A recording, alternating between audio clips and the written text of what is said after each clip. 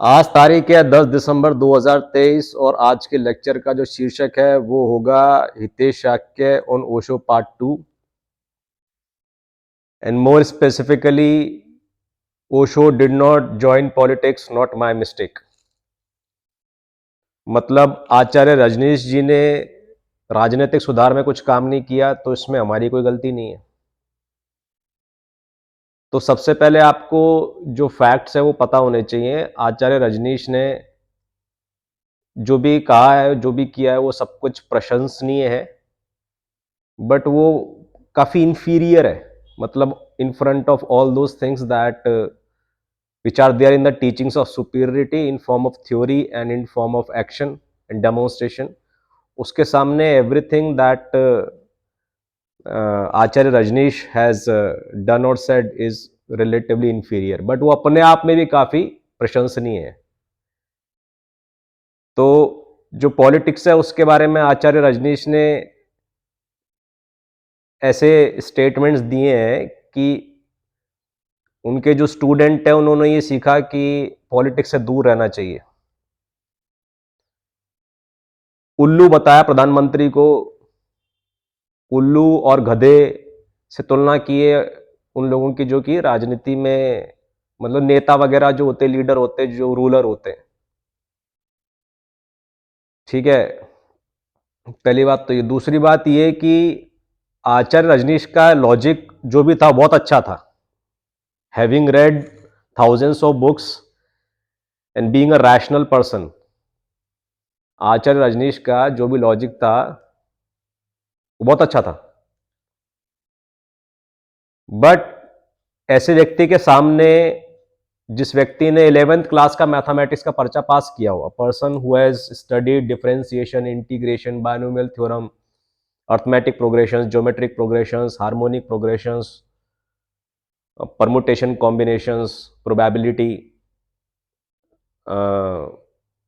Whole calculus, whole algebra, trigonometry, coordinate geometry, all this things. तो एक ऐसा व्यक्ति जिसने मैथमेटिक्स का 11th क्लास का पर्चा पास किया हो और उसके साथ में फिर 12th का ही पास किया हो, फिर आईआईटी जे लेवल तक का मैथमेटिक्स पढ़ा हो, फिर इंजीनियरिंग पढ़ा हो, उसको सर्वाइव किया हो, ऐसा कोई आदमी, उसके सामने एक नॉन मैथमेटिक्स के साइड का अगर कोई व्यक्ति है, वो कितना ही रैशनल हो, उसकी जो रैशनैलिटी है वो प्रशंसनीय है, उसने कितना ही तर्क शास्त्र पढ़ा हो, कैसे तार्किक जीवन जिया हो, वो सब प्रशंसनीय है, बट वो एक लेवल पीछे ही रहेगा एक ऐसे व्यक्ति से जिसने मैथमेटिक्स में और इंजीनियरिंग में इतना काम किया है। उसके साथ में जो म्यूजिक है, म्यूजिक पर आचार्य रजनीश का कोई काम नहीं है, क्योंकि म्यूजिक से बेसिकली आपका लॉजिक बनता है, कौन से नोट के बाद कौन सा नोट लगाना है। और rhythm, rhythm basically is a logical exercise. If you practice rhythm 4x4 beat की, 16x16 बीट की तालें, तो आचार्य रजनीश का ना मैथमेटिक्स पर कोई काम रहा, ना संगीत पर कोई काम रहा, संस्कृत भाषा का भी उनको ज्ञान नहीं था। संस्कृत भाषायाम संभाषणम ना करोति स्म सह, वो करना नहीं जानते थे संस्कृत भाषा में। तो जो भी अनुवाद वगैरह हो उपनिषद वगैरह का, वो उन्होंने पढ़ा होगा, उसके ऊपर व्याख्या अच्छी कर दी, that is again commendable. But जो लॉजिक बिल्डिंग एक्सरसाइजेज होती है अपार्ट फ्रॉम रैशनल थिंकिंग, उसके अलावा उन्होंने कुछ नहीं की। तो उनका लॉजिक जो कि दुनिया से बहुत आगे है, लेकिन जो है, हम है, हमसे बहुत पीछे है, क्योंकि आचार्य रजनीश ने वो सब नहीं किया। मैथमेटिक्स नहीं पढ़ा, ना पढ़ाया, इंजीनियरिंग का कुछ ई भी नहीं पता, म्यूजिक का एम भी नहीं पता, अलग अलग भाषाओं पर काम नहीं किया और एक्शन कुछ नहीं लिया बेसिकली। जो फील्ड में उतर कर इलेक्शन कंटेस्ट करना या अनजान लोगों से बात करने की कला या और बहुत सारी एक्टिविटीज करना, चक्कर एक्सरसाइज करना, वो सब आचार्य रजनीश ने नहीं किए हैं। तो उस वजह से उनका लॉजिक उतना भी स्ट्रांग नहीं है। तो मैथमेटिक्स हो गया, म्यूजिक हो गया, लैंग्वेजेस हो गई, चक्र एक्सरसाइजेज हो गई। उसके अलावा पवन जूरी ऐसे कहते हैं कि हर इंसान के 8 चक्र होते हैं और जो 8वां चक्र होता है वो तभी खुलता है जब कोई व्यक्ति इलेक्शन कंटेस्ट करता है। तो इलेक्शन कंटेस्ट नहीं किया था तो आचार्य रजनीश का वो 8वां चक्र भी मतलब है। तो ऐसे बहुत सारे कारणों की वजह से हम ये कंक्लूड कर सकते हैं कि आचार्य रजनीश की जो टीचिंग्स हैं वो बहुत ही लॉजिकल थी, बट वो properly enough, they were not logical enough.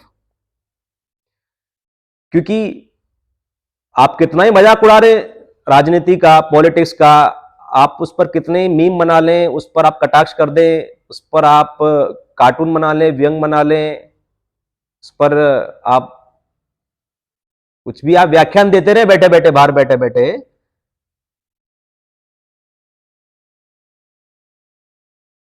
लेकिन बिजली, पानी, इंटरनेट, खाना पीना, पॉल्यूशन, गाड़ियों का नियमन, टैक्स लगाना, महंगाई, एजुकेशन, क्राइम, क्राइम कंट्रोल, विवाद सुधारना, दो लोगों के बीच में, दो समुदायों के बीच में, दो कंपनी के बीच में, दो पार्टीज के बीच में, ये सारा काम तो सरकार ही करेगी। तो व्हाट इज सरकार? बेसिकली सरकार is a manager of water, electricity, internet, prices, people, education, it's a management. तो किसी शहर में या किसी भी प्रांत में 100 लोग रहेंगे, 1000 लोग रहेंगे, 10,000 लोग रहेंगे, 1 लाख लोग रहेंगे, तो ये सब एक्टिविटीज तो करेंगे ना। वो उनको फूड चाहिए होगा, वाटर चाहिए होगा, एजुकेशन चाहिए होगी, क्राइम कंट्रोल चाहिए होगा, सब कुछ चाहिए होगा, तो उसका मैनेजमेंट चाहिए होगा। मैनेजमेंट के लिए कुछ लोगों को चुनकर भेजना पड़ेगा कि तुम मैनेजमेंट संभालो, उसमें ठीक से काम नहीं करेंगे तो उनको पद से बदलना पड़ेगा। इतनी सिंपल सी और बेसिक सी और लॉजिक सी बात है।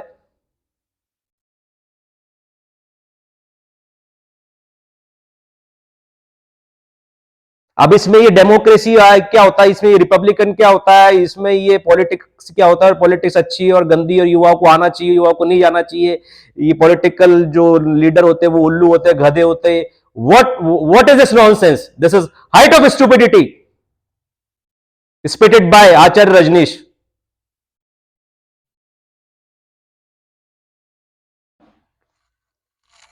सो ये सब बेवकूफी है। It's very very fundamental. और this proves that all the spiritual preachers, either they are not logical enough, not intelligent enough, or they are not honest। आपको इतनी सी बात समझ में नहीं आ रही है? सो आचार्य Rajneesh did not take any political stand. Sadhguru is not taking any political stand. Sadhguru is wasting people's time, because soil can be conserved only by right laws, and he is not talking about laws. He is just spreading awareness, doing bike rallies। नदी को साफ करने के लिए जिस department को काम दिया गया, उस आदमी ने काम किया कि नहीं किया? नहीं किया, तो सदगुरु खुद बन जाए उसका हेड। मतलब बाइक रैली क्या होती है? मेरा काम है कि ये नदी साफ करना, मृदा को बचाना। तो ये सब बेईमान है। ये आचार्य प्रशांत बेईमान है, रजनीश भी बेईमान था, सदगुरु, रवि रविशंकर, इस्कॉन वाले, मुकुंदाचार्य, और ये आचार्य और वो acharya, all this people are either fools और दे आर डिसऑनेस्ट और they are smart to keep people away from politics.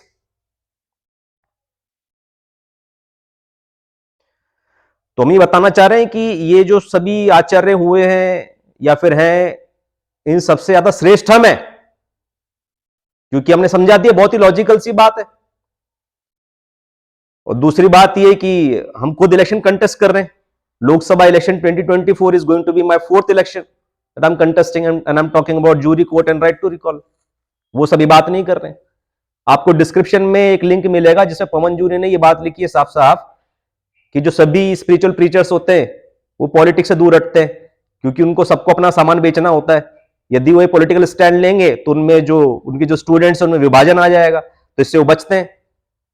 जबकि हितेश शाक्य जी ने पहली ही बार में ये बात समझ ली कि इलेक्शन कंटेस्ट करना कितना जरूरी है, और इलेक्शन कंटेस्ट करने के लिए एग्री कर दिया पहली मुलाकात में पवन जूरी से। ठीक है, तो आचार्य रजनीश को पढ़ने वाले जितने भी लोग हैं वो सब पढ़ लें, आचार्य रजनीश की बात को मान लें, लेकिन साथ में ये बात भी जान लें कि उनका जो दर्शन है और जो उनकी टीचिंग्स हैं, it is very logical, very rational, but not properly और इनफ रैशनल और इनफ लॉजिकल। क्योंकि आप तो अपनी कम्युनिटी बनाकर अंदर कुछ भी ज्ञान पेलते रहोगे, बट पहली बात यह है कि अगर आप 100 लोग को जमा करते हो, 500 लोग को जमा करते हो, तो फिर से लोगों का मैनेजमेंट आ गया, उसमें आपको लोगों को काम पे लगाना पड़ेगा कि ये अकाउंट देखेगा, ये खाना खाना देखेगा, ये पीना पीना देखेगा, ये बिस्तर देखेगा, ये सफाई सफाई देखेगा, ये शांति शांति देखेगा, ये हवन हवन देखेगा, ये मेडिटेशन देखेगा, ये बिजली देखेगा, ये पानी देखेगा, ये एडमिशन देखेगा, ये डेटा मैनेजमेंट देखेगा, ये आईटी देखेगा। तो सब डिपार्टमेंट तो बनाने पड़ेंगे ना, डिपार्टमेंट के हेड बनाने पड़ेंगे, फिर हेड्स का हेड बनाना पड़ेगा, और जो आदमी ठीक से काम नहीं करेगा उसको निकालना पड़ेगा, और ज्यादा क्राइम हो जाएगा तो लोगों को बंदूक भी देनी पड़ेगी। तो आपने बंदूक देनी शुरू कर दी अमेरिका में ले जाकर लोगों को, और वहां पर आपने डिपार्टमेंट्स ही बनाए, आपने तो प्रॉपर सिटी बनाई, गवर्नमेंट्स बनी उसके अंदर। तो गवर्नमेंट तो आप वैसे ही बना रहे हो, बट आप अपने एक अलग ही ख्याल में हो कि मैं अपने लोगों को बुलाकर अपने अपनी चलाऊंगा। You need to understand this. तो पूरी ये जो इंटरनेशनल पॉलिटिक्स है, इसमें इलेक्शन रॉथस्चाइल्ड, इल्यूमिनाटी, ये सबका बेस यही है कि अपनी अपनी चलाऊंगा। तो पवन जूरी ने बोला है कि रॉथस्चाइल्ड जो है वो रॉथस्चाइल्ड क्यों है, और जो कर रहा है वो क्यों कर रहा है, वो इसलिए कर रहा है क्योंकि हर इंसान यही चाहता है कि अपनी अपनी चलाए, बस उसकी चले।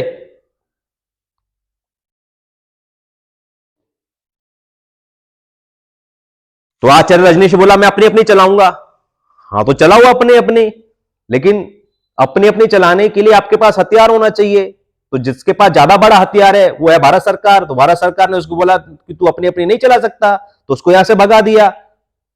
फिर 90 कंट्रीज ने उसको बोल दिया नहीं, आप अपनी अपनी नहीं चला सकते, हमारी हमारी चलेगी। फिर अमेरिका ने ही बोल दिया कि आप अपनी अपनी नहीं चला सकते, हमारी हमारी चलेगी। अमेरिका ने तो प्रॉपर उसको किल कर दिया। तो अल्टीमेटली बात तो पॉलिटिक्स पे आके रुकी ना, पावर पे आके रुकी। पावर कंट्रोल कहां से हो रहा है, और पावर कंट्रोल जो है वो कितना सेंट्रलाइज्ड है, कितना डिसेंट्रलाइज्ड है, इस पर बात करनी चाहिए थी, इस पर काम करना चाहिए था। आपने इस पर कोई काम नहीं किया। और इतने जोशीले जो नौजवान थे, क्रांतिकारी नौजवान थे, जो पॉलिटिकल रिफॉर्मेशन कर सकते थे, उनके जीवन काल में और उनके बाद भी, वो सबको आपने डिफ्यूज कर दिया। जो मानसिक रूप से जो आदमी क्रांतिकारी है वही तो फील्ड में आके क्रांति करेगा। तो आपके पास सारे क्रांतिकारी आदमी थे।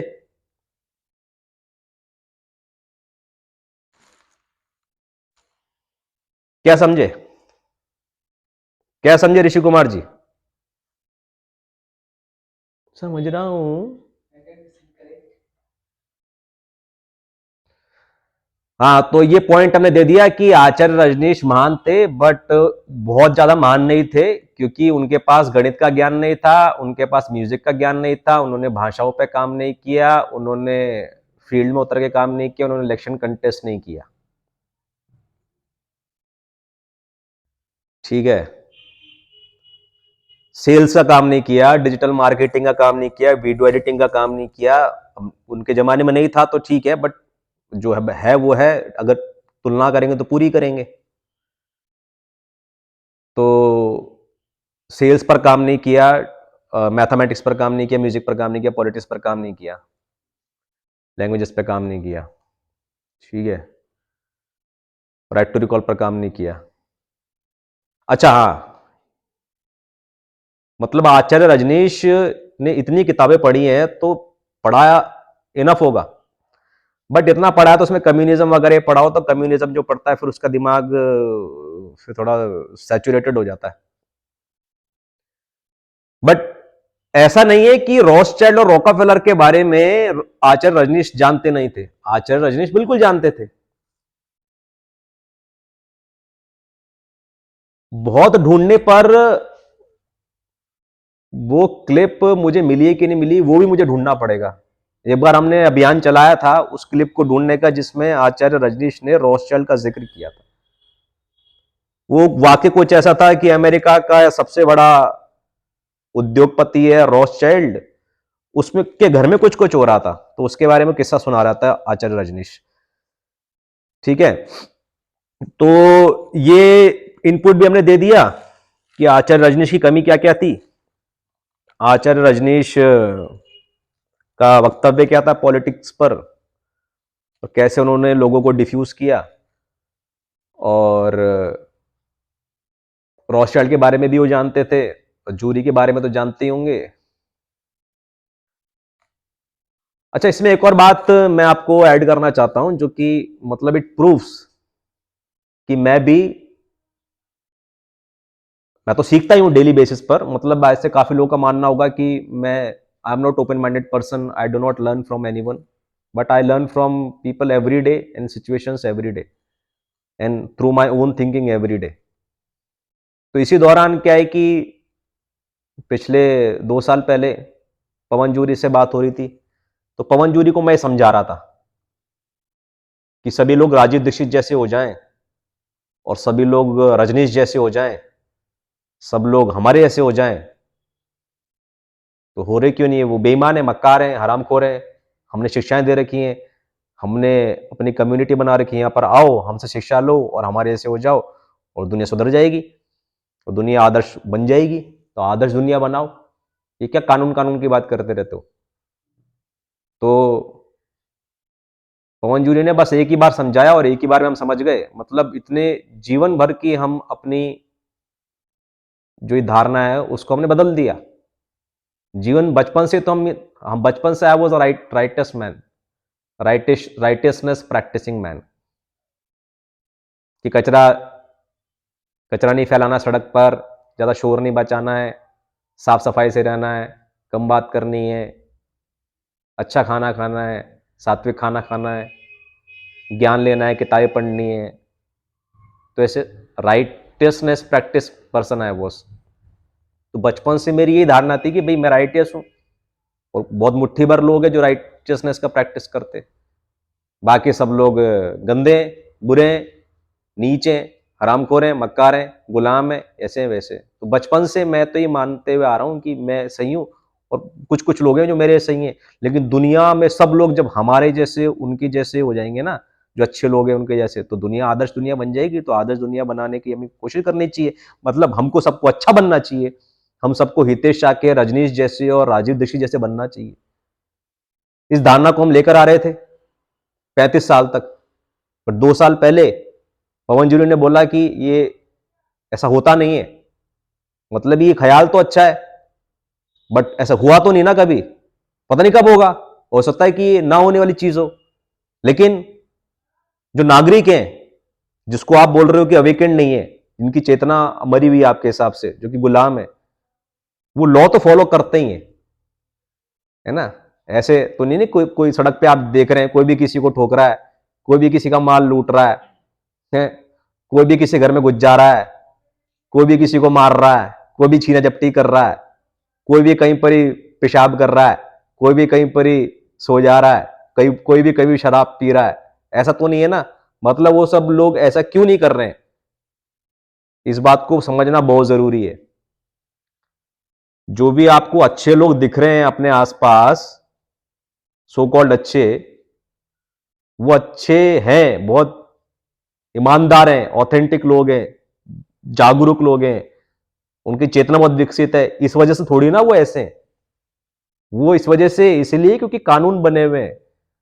और जो सही कानून होता है वो नागरिकों के व्यवहार में स्थायी बदलाव लेकर आता है। ये लाइन पवन जूरी ने हमको कही है कि जो सही कानून होता है वो नागरिकों के व्यवहार में स्थायी बदलाव लेके आता है। कि लेफ्ट चलना है तो सब लेफ्ट ही चलेंगे, वो स्थायी बदलाव आ गया। अभी आप ऐसे मत बोलो कि तुम जागरूक नहीं हो, तुम्हारी चेतना मरी हुई है, तुम्हारे चक्कर बंद है, तो तुम उसका कोई मेजरमेंट नहीं है कि जाग गया, इसके चक्र खुल गए, ये ईमानदार हो गया, इसका मेजरमेंट है, ठीक है। बट इसका मेजरमेंट है, आप कानून बना दीजिए कि जो लेफ्ट में नहीं चलेगा वो जुर्म कर रहा है, और जुर्म कर रहा है तो जुर्म की अलग अलग लेवल पर सजाएं हैं। तो उसकी वजह से, निजाम की वजह से बेसिकली जो सोसाइटी चल रही है आज एक इक्विलिब्रियम में, उस निजाम की वजह से चल रही है, उस कानून की वजह से चल रही है, उस लॉ की वजह से चल रही है। और ये ख्याली बात नहीं, ये प्रैक्टिकल बात है, ये आपके सामने की बात है, ये प्रत्यक्ष बात है। तो आप वैसा लॉ बना दीजिए, सोसाइटी वैसे वैसे एडजस्ट हो जाएगी। तो सही लॉ पर काम करना चाहिए। तो आचार्य रजनीश को और जितने भी आचार्य हैं, ठीक है, उनको इस पे काम करना चाहिए कि सबको, पहली बात तो यदि आपके पास ऑडियंस है तो आप सही कानून के बारे में बात करो कि आपका जो मुख्यमंत्री है ये सही कानून क्यों नहीं छाप रहा, जिससे गाय बचे, जिससे फसलें बचे, जिससे पर्यावरण बचे, जिससे सही एजुकेशन हो, जिससे भ्रष्टाचार मिटे। ऐसा सही कानून क्यों नहीं छाप रहा है? सही कानून छापने के लिए आपको निर्देश देने चाहिए अपने ऑडियंस को,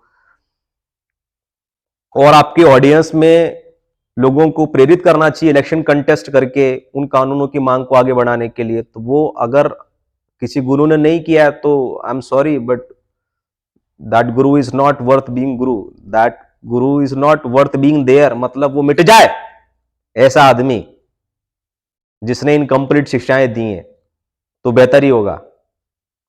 that includes J Krishnamurti and UG Krishnamurti also, that includes Krishna also.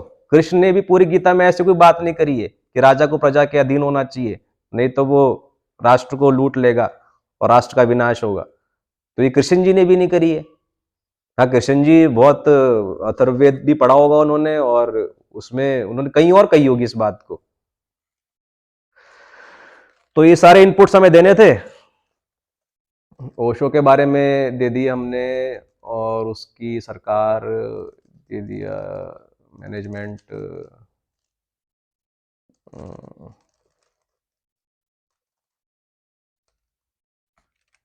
और कुछ नहीं, बस इतना ही है। तो आप लोग कनेक्ट हो जाइए 8355909692 पर, अपना पूरा नाम और शहर भेजकर 8355909692 पर। लाइए ऋषि कुमार जी, इसको बंद कर दीजिए।